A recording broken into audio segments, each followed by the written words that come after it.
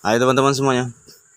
Jadi kalau teman-teman semua punya tanaman hias dengan berbagai jenis tanaman hias ya, terus pengen punya tanaman hias yang rimbun, tapi toko pupuk jauh, kemudian untuk mendapatkan pupuk kandang juga susah, maka saya akan menawarkan pupuk alternatif yang bisa kita bikin sendiri, yang hasilnya seperti teman-teman lihat.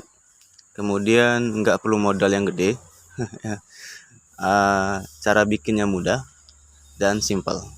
Oke, kalau teman-teman tertarik, langsung aja tonton video ini. Dah, langsung aja. Yang pertama yang kita butuhkan adalah air leri atau air cucian beras. Ya, ini ukurannya 1,5 liter. Gunakan air leri yang masih baru. Jadi bukan air leri yang sudah didiamkan ya. Jadi air leri yang benar-benar masih baru, yang nggak ada bau asamnya. Oke, 1,5 liter. Mengapa kita gunakan air leri? Karena air leri itu mengandung banyak sekali vitamin seperti B1, B2, B5, B6 ya. Sangat banyak sekali vitaminnya di dalam sana. Maka kita pakai air leri. Itu untuk menggantikan vitamin B1.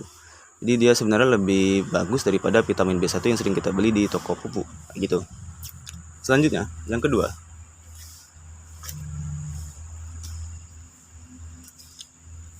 Ini adalah rendaman kulit bawang merah. Oke, untuk apa ini? Karena bawang merah ini mengandung zat ZPT atau zat perangsang tumbuh, sehingga ia dapat merangsang pertumbuhan akar. Jadi kita pakai ini untuk akarnya, agar akarnya gondrong gitu teman-teman. Ya, oke. Next, bahan berikutnya adalah garam. Ini garam dapur, garam dapur biasa.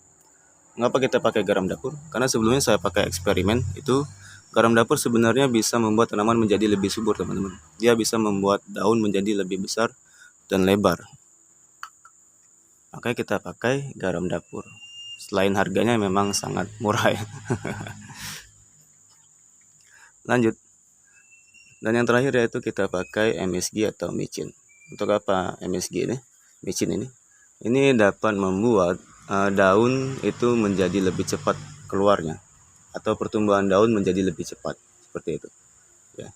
Maka kita pakai MSG ya. Sekarang cara mengadon cara meraciknya ya, langsung aja.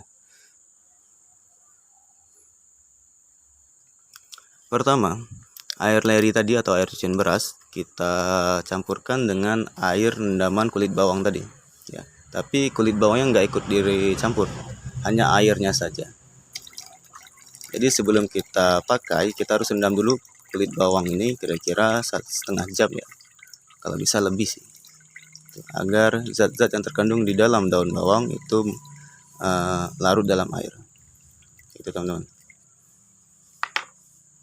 Jadi daun bawangnya nggak kita pakai ya. Hanya airnya saja. Selanjutnya, kita campurkan garam dapur ini sedikit saja. Ingat, sedikit saja. Kalau lebih ini bisa bahaya. Jadi sedikit saja, kira-kira segini. Ini enggak sampai 1 gram ya, hanya kira-kira setengah gram kurang. Oke, campurkan. Jadi sedikit saja, kalau lebih itu bisa bahaya. Dan terakhir kita campurkan MSG atau micin. Ini juga sedikit saja, kayak gini. Dengan takaran yang sama seperti garam tadi, kira-kira setengah gram nggak sampai. Kita campurkan semuanya. Kemudian kita aduk rata sampai benar-benar larut garam dan MSG-nya atau micinnya. Harus benar-benar larut ya, jangan sampai masih menggumpal. Nanti takutnya pas disiram dia masih menggumpal sehingga dia terkonsentrasi atau hanya menumpuk pada satu pot saja, kayak gitu.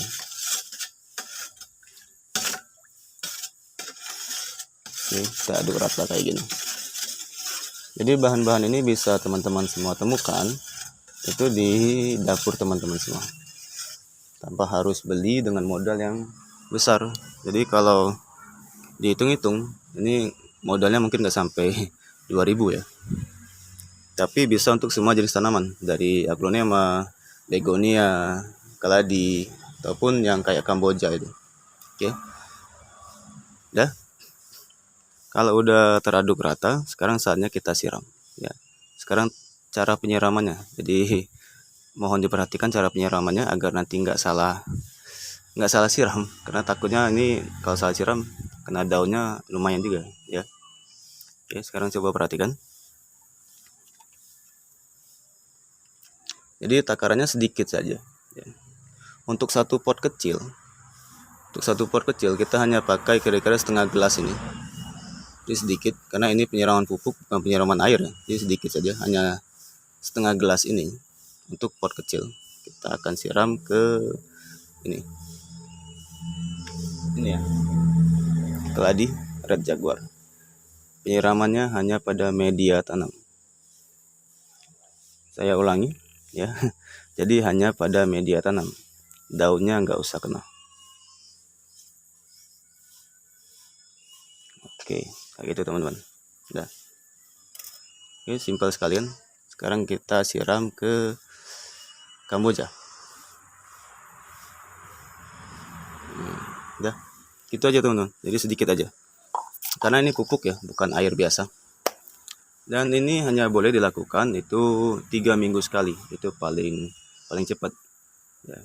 Atau 1 bulan sekali. Kalau di bawah itu nggak boleh. Mengapa? Karena terlalu banyak itu bisa bahaya juga untuk tanaman ya. Karena pupuk itu sama kayak obat. Kalau kebanyakan malah jadi racun. Jadi takarannya harus pas, kemudian pemberiannya juga harus pas ya, waktunya.